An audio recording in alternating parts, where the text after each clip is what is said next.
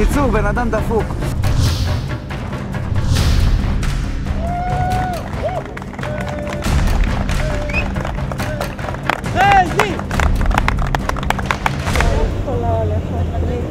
הלב שלי נקרע, אתה לא מבין, אני רואה אותך ככה, זה נראה נורא והיום.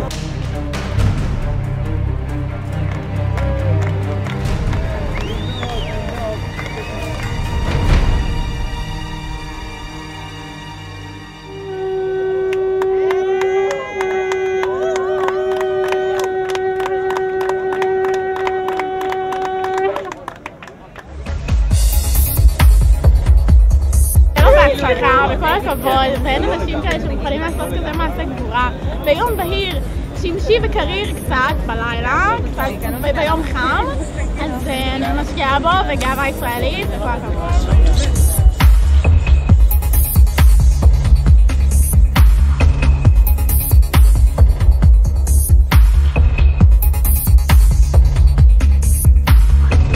תקשיבו, זה גבוה, זה נראה נמוך. יאללה, אתה יכול להישאר שם מעל שעתיים?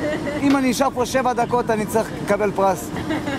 אתה יודע, זה קור? איך אתה מחזיק מעמד? תקשיבו טוב, אתם יודעים איך הולך לסיים את זה מחר? הולכים לבנות פה קובייה מ1,000 קוביות של קרטון, והוא הולך לקפוץ מפה לקרטונים למטה. אין פה כלום, אני רוצה להגיד לכם שהבן אדם, אין פה כלום, הוא גם לא קשור לכלום. בקיצור, בן אדם דפוק. הוא קוסם, הוא קוסם, הוא קוסם.